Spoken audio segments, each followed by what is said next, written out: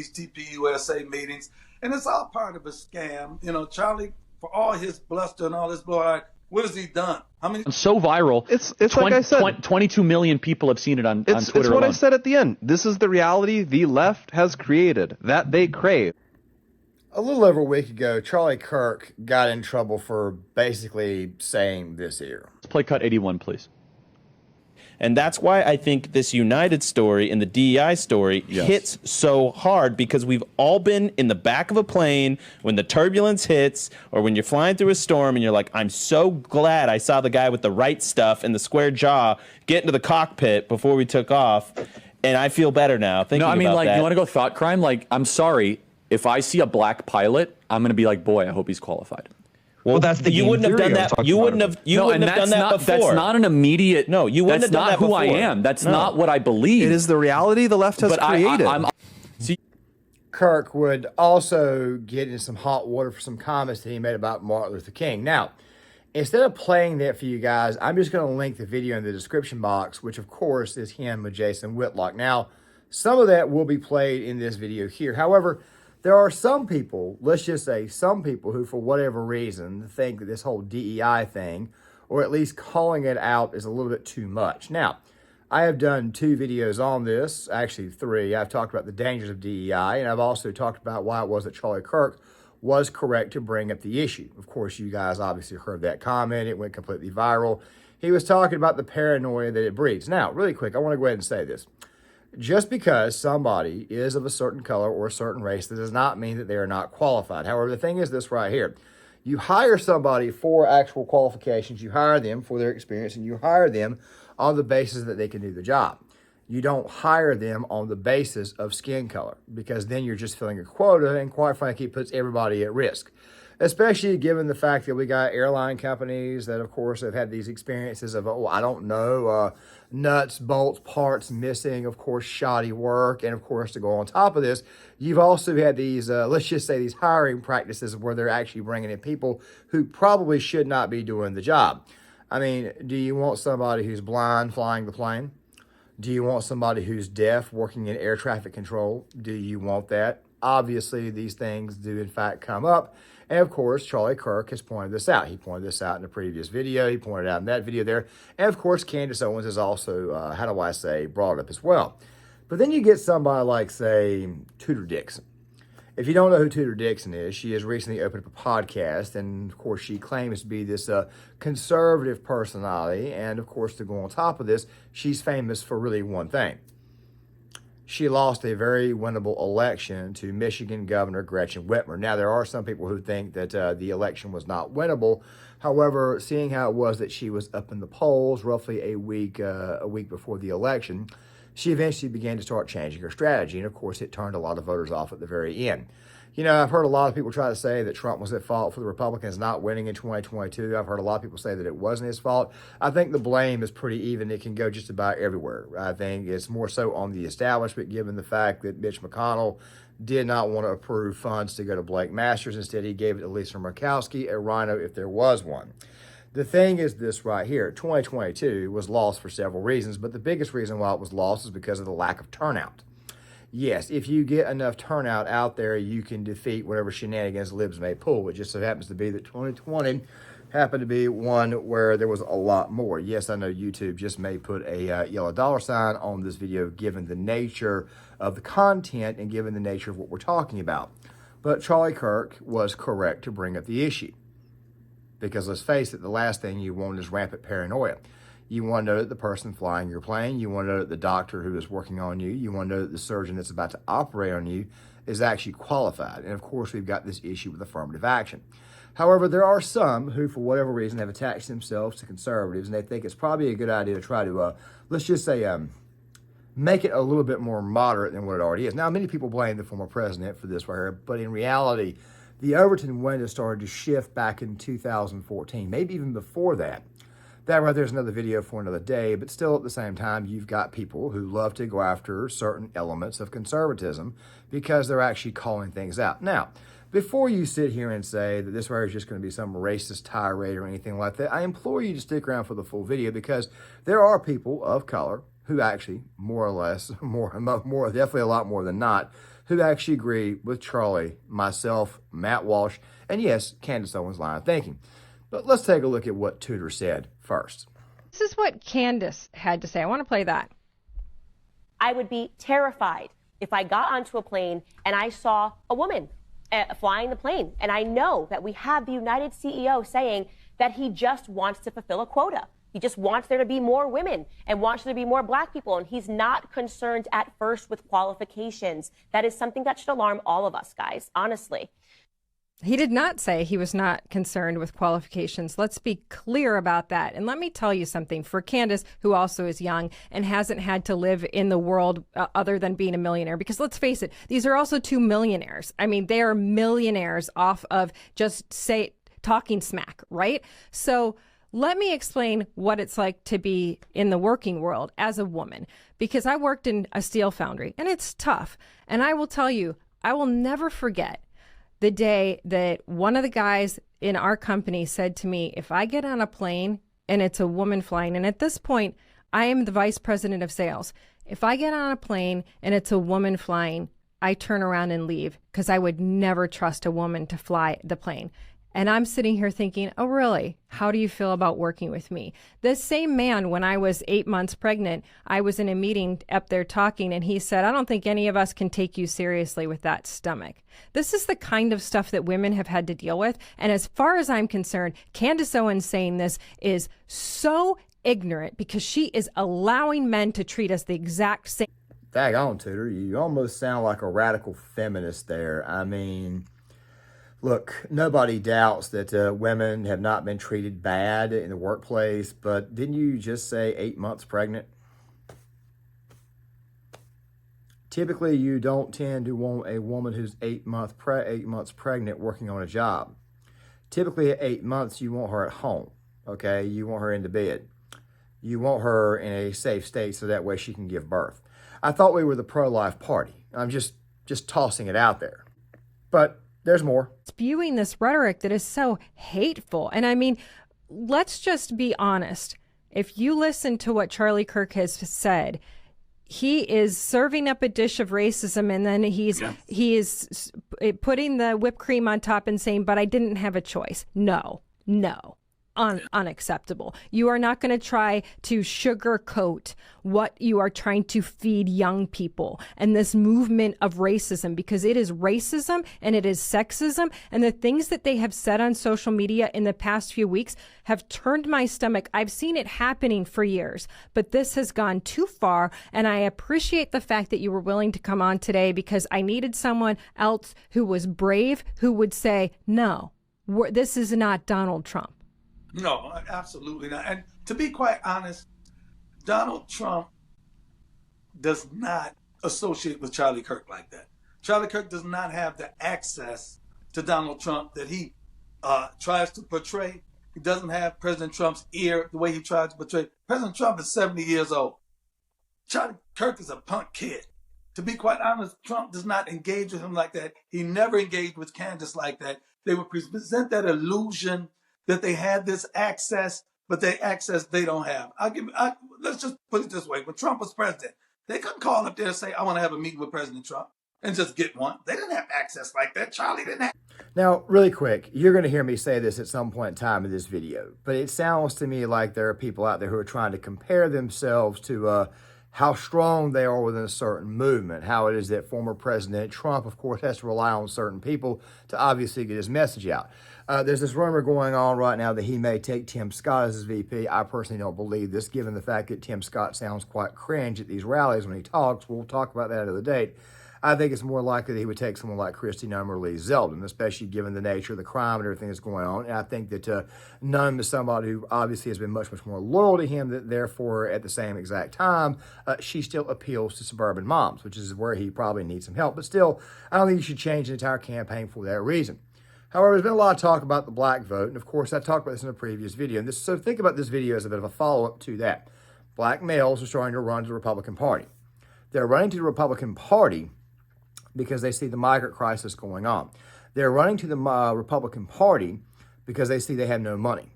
They're also running to the Republican Party because they think the Democratic Party just simply, how do I say this, believes black votes are just simply black votes that are guaranteed for the Democrat. They're also running to the Republican Party in some cases for the wrong reasons. And of course, that was because they got those checks that they constantly go on about during the pandemic. Of course, what the hell was really going on during the pandemic was Trump was trying to get the economy open back up. Something that some people, quite frankly, did not want. I've ran into a lot of white suburbanites who actually liked the pandemic. Of course, they all voted for Joe Biden. Just to go ahead and throw that out there so that way you guys know that, of course, there were some people who wanted to stay cooped up in their house. But the thing is this right here. You obviously vote for the right reasons, and someone like Pastor Daryl Scott, who I've actually gotten into it on Twitter before, is somebody who I personally think is trying to shift the party's Overton window over a little bit further to the left. I don't dislike Pastor Daryl Scott at all. I think that Leo Torrell, for example, who's attached himself to the Trump campaign, I think I've talked about him in a couple of videos, is a former liberal who is a Trump Republican. He thinks that black people and people of color and everybody should be going to work, and he does not believe in the diversity, equity, inclusion stuff. I'm not saying that Daryl Scott does, but when you hear this next part, you can't help but think to yourself that, wow, obviously there are people out here who, let's just go ahead and say, whether they know it or not, are actually sabotaging the current conservative movement. Now, guys, you can agree or disagree with anything that Tudor Dixon is saying, but of course, you can also do the exact same thing with Pastor Daryl Scott. I'd love to hear what you guys have got to say, by the way.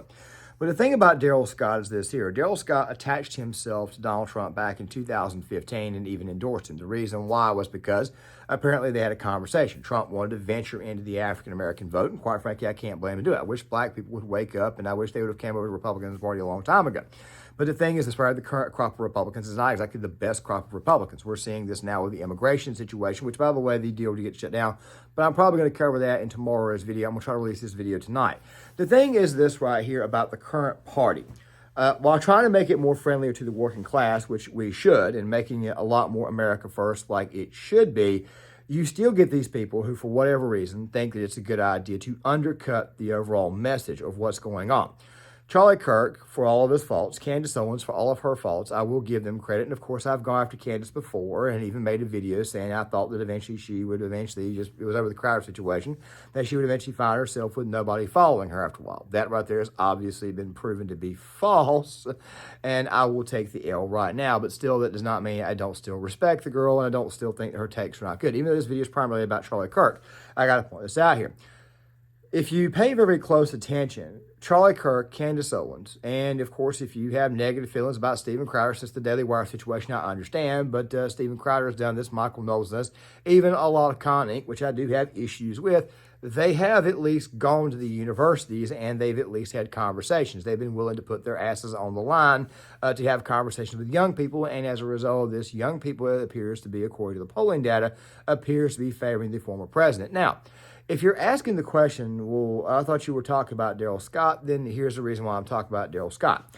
Daryl Scott attached himself to Donald Trump after Donald Trump said that he would remove certain provisions as president, so that way Daryl Scott and other ministers could, let's just say, not have to pay heavy amounts of taxes, which, of course, there are exemptions for this. Now, as a Christian, you would think that I'd be in favor of this, and of course I am.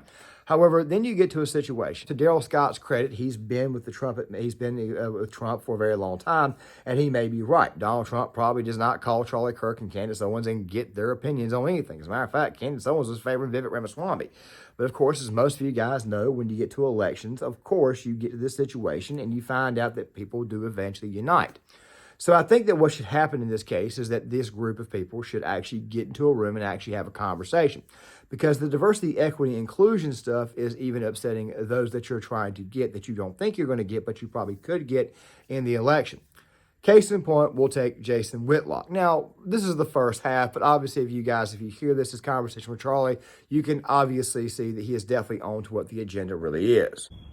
Basically taught, programmed black people to look at the federal government as your protector, provider, your partner in life. And it moved us away from men saying, no, I'm the protector, provider. My wife is my partner. My family is my partner. As a family, we're going to protect each other. And now we look to the federal government for that. And that's inappropriate from a biblical standpoint, it's inappropriate based on our Constitution and the values of our Constitution. The federal government was never supposed to be this unwieldy monstrosity that is nitpicking everybody around the country. And yes. Again, you should be, if you want to blame somebody in America, the way that it was designed was you were supposed to be like, well, let me call my alderman or my city councilman. Let me call my mayor. Let me call my state senator. Let me call your governor. Those people that you can actually possibly run into at the grocery store. That's not some people far away in another part of the country. Now, we got a whole other half, and that conversation that these two guys had was actually pretty long. They talked about Martin Luther King. They talked about his legacy. They talked about deification. And quite frankly, I don't think any presidential candidate should ever be deified, even though the radical left's going to come here and say, oh, he's a fucking Trump star. Even though I've got criticisms for the man, I personally think he should be focusing on married families, white working class, and anybody of color who wants to join the party after that can just do that based on the results.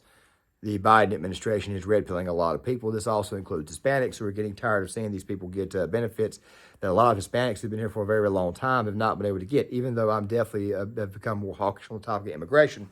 Fact of the matter is there are people who have not been able to get the benefits that the people who are coming over are getting right away. Fact of the matter is this right here. You cannot save a country by fully moderating or at the same time, not only just fully moderating, but crying feminism every chance you get. You cannot save the country. You cannot win elections if that is what you do, which is basically what Tudor Dixon has done. All you have to do is continue to let the dice fall right where it is. All you have to do is let the situation continue to go the way it is, and you will see more and more people get officially red-pilled on this topic, as Mr. Whitlock obviously has. People can understand this, but let's look at the LGBTQ movement, which was really just the LGB movement I thought earlier, just the gay movement. They've added all the other letters because it's like, oh, well, we fought and we got gay marriage. And so the organizations that fought to get gay marriage, they don't just say, well, we got gay marriage, let's close shop and I'll get another career. What they do is they say, well, you know what? We got to promote transgenderism. Send us more money and pay us, and we're going to make sure that transgenders get to play sports wherever they want, compete against girls if they want, whatever bathroom they want. So now the gay movement has turned into the transgender movement, and I'm leaving out some steps along the way, but it's no different as it relates to DEI. If your company starts a DEI department, and let's say there's really not much discrimination going on in your company. The DEI person is not going to come into your office and say, well, things are actually going really well here. No, what they're going to do is justify their position. Basically, what he's saying is that he understands the agenda that's being pushed. He's not okay with it. He does not agree with it. And I think that Darrell Scott, if anything, a lot like Tudor Dixon, they need to be on board with getting behind this right here, because these are the issues of the day that actually win. You want to take back the country? Point out the stupidity of diversity, equity, and inclusion. Point out the stupidity of quotas. You want to help us out? Do us a favor and get tough. Stop talking about how you were treated. Also, something else too, use some common sense. If you were 8 months pregnant, of course no man's going to take you serious, because they're going to want you to do what? Go get inside the house and go to bed. You're about to pop a child out. That child obviously belongs to another man. It's the type of stuff right there that I think does not warrant much of a complaint. If you're 8 months pregnant, hell, if you're 7 months pregnant, take your ass to bed. That's the truth of the situation.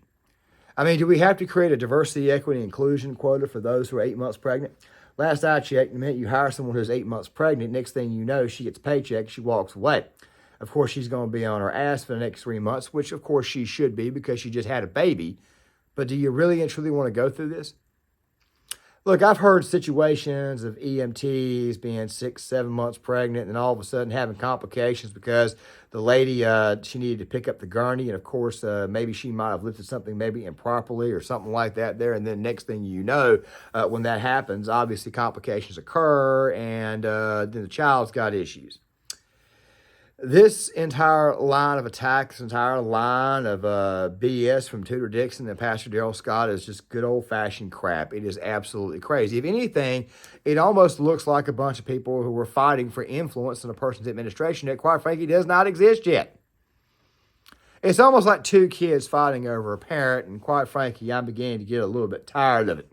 We need to unite, we need to push forward, and we need to win. I think that Charlie, Daryl, Candace, and Tudor all need to have a conversation. But then again, though, knowing Charlie and Candace, they're just going to look at Tudor, and they're probably just going to go, get out of here, loser. You lost an easy election to win. Why would we take your advice? It's a possibility. But still, though, Daryl Scott needs to obviously have a conversation. These people need to get inside of a room and actually have one rather than having an online debate or online forum. And with that right there being said, guys, I'm going to go ahead and halt this video now. We got a lot of content coming out over the next couple of days, so make sure you guys pay attention to all of this. Be on the lookout for it all. Please leave your thoughts in the comment section. I would love to hear what you guys have got to say. Please hit the like button, subscribe, share the video, sign off in the comment section, and I'll see you guys later.